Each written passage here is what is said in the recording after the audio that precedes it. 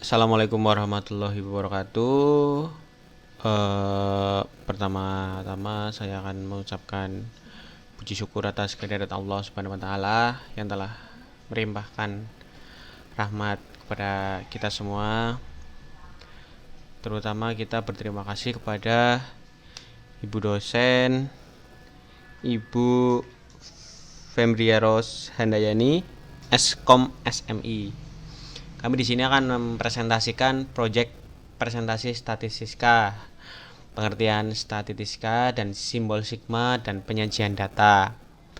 Dari kelompok kami disusun oleh saya sendiri Andika Wahyu Saputra sebagai moderator, lalu ada rekan saya Ilham Sambodo, Dwi Novelia Putri dan Rofiatul Hasanah. Kita lanjut ke tujuan pembuatan makalah ini adalah untuk memenuhi tugas mata kuliah statistika.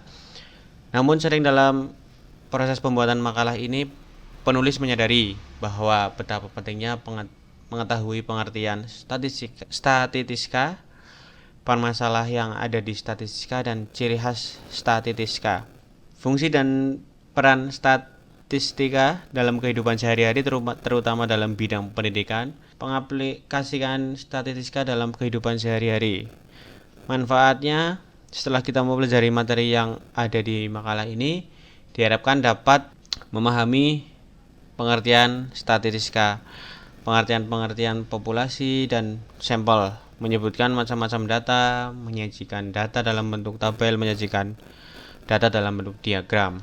Lalu kita masuk ke pengertian statistika. Statistika adalah suatu ilmu yang mempelajari cara pengumpulan, pengolahan, penyajian, dan analisis data serta cara pengambilan kesimpulan secara umum berdasarkan hasil penelitian yang tidak menyeluruh. Dalam arti sempit, statistik adalah data ringkasan berbentuk angka kuantitatif. Sebagai suatu bidang studi, statistik memiliki dua bagian utama, yaitu statistika deskriptif adalah ilmu statistika yang mempelajari tentang cara pengumpulan, pengolahan, dan penyajian data.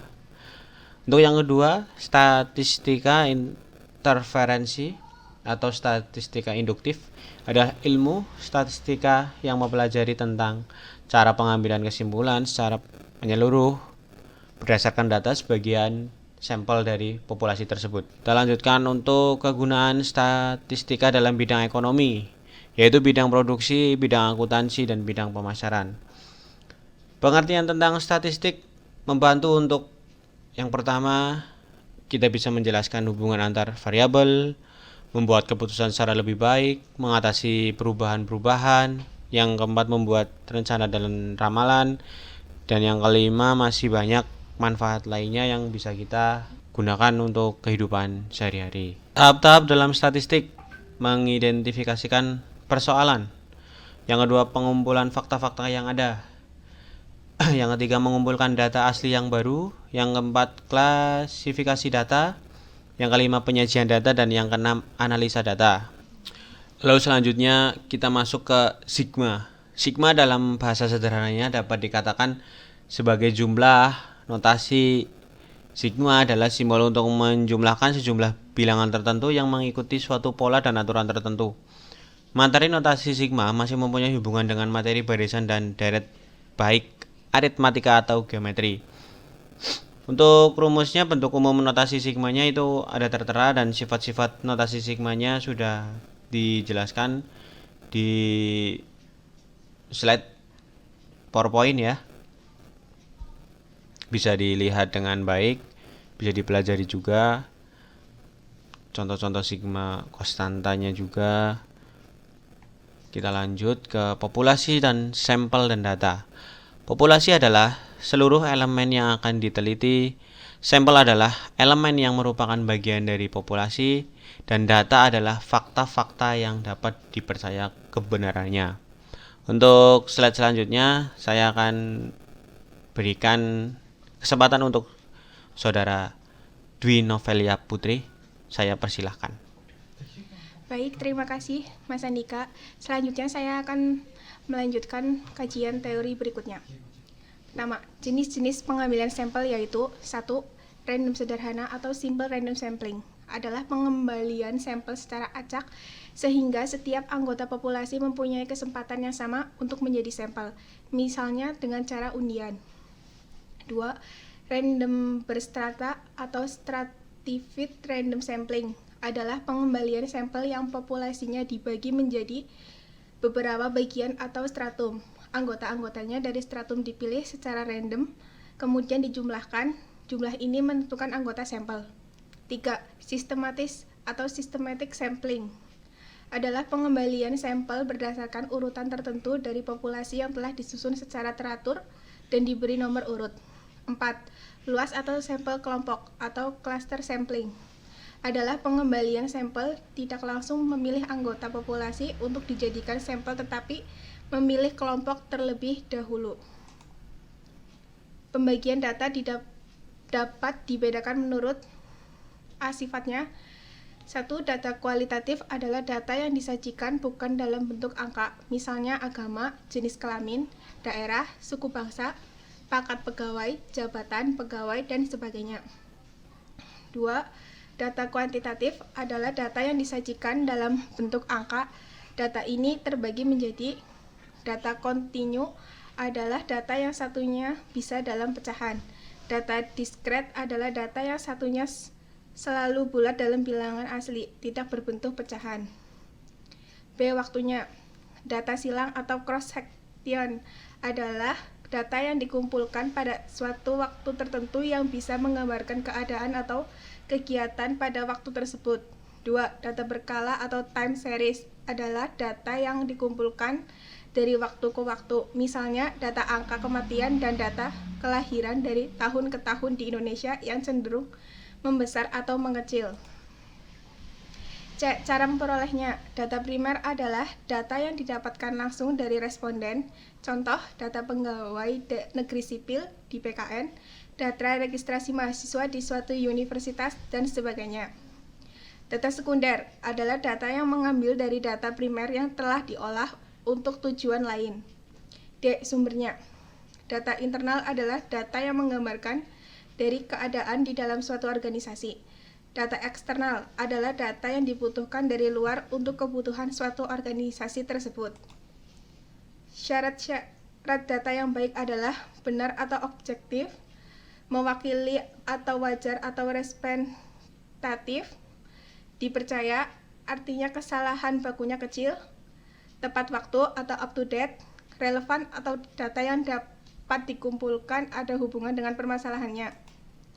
Pengukuran dan jenis-jenis skala pengukuran. Variabel atau peubah adalah karakteristik-karakteristik yang terdapat pada elemen-elemen dari populasi tersebut. Contoh, pada masyarakat, elemennya adalah manusia.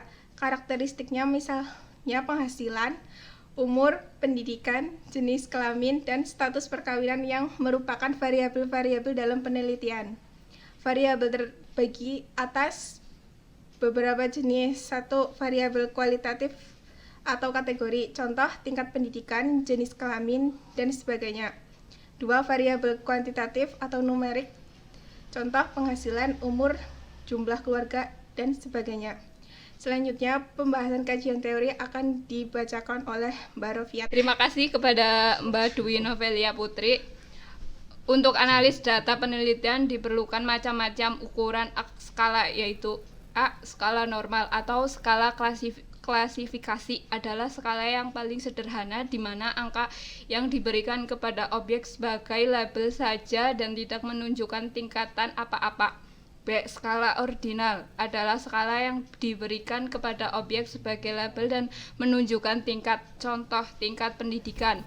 C. Skala interval adalah suatu pemberian angka kepada set dari objek yang mempunyai sifat-sifat ukuran ordinal dan ditambah sifat lain yaitu jarak yang sama, contoh data nilai, berat badan.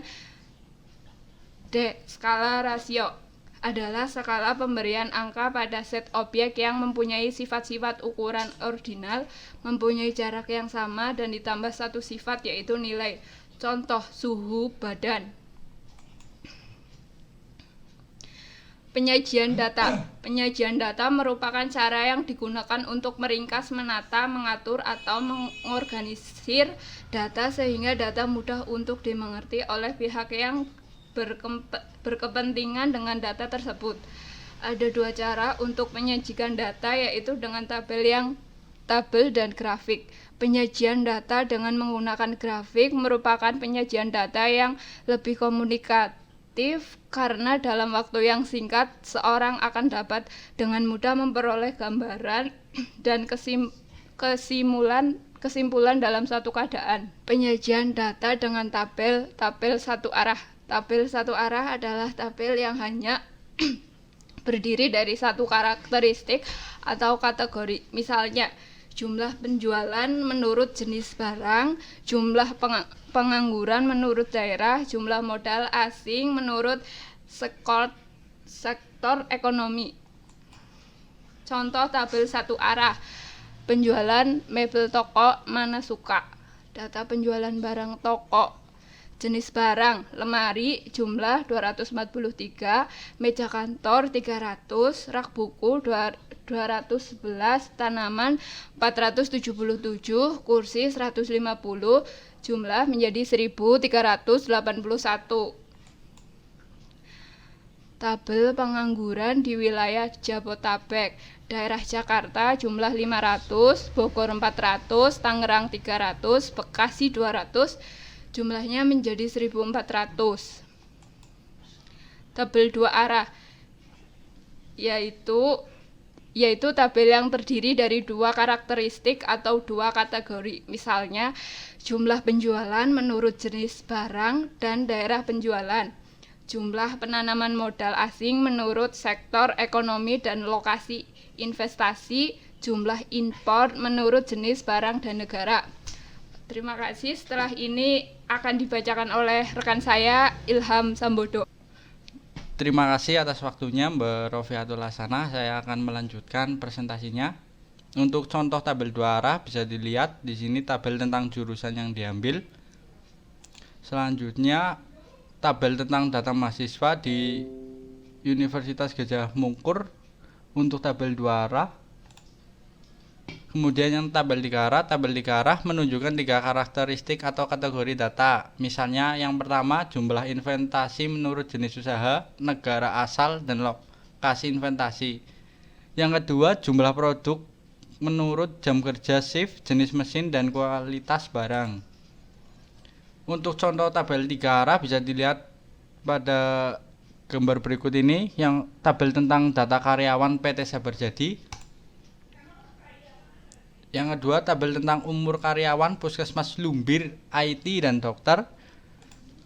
Selanjutnya, penyajian data dengan grafik. Selain penyajian data dengan menggunakan tabel, kita dapat juga menyajikan data dengan menggunakan gambar-gambar atau grafik. Banyak sekali jenis tampilan data dalam bentuk grafik, tetapi pada bagian ini hanya ditampilkan grafik-grafik yang umum dijumpai, seperti yang pertama, grafik garis atau line chart. Yang kedua, grafik balok atau batah, bar chart. Yang ketiga, grafik lingkaran atau pie chart. Yang keempat, piktogram. Terima kasih. Sekian presentasi dari kelompok kami. Apabila banyak kekurangan, saya mohon maaf sebesar-besarnya. Wassalamualaikum warahmatullahi wabarakatuh.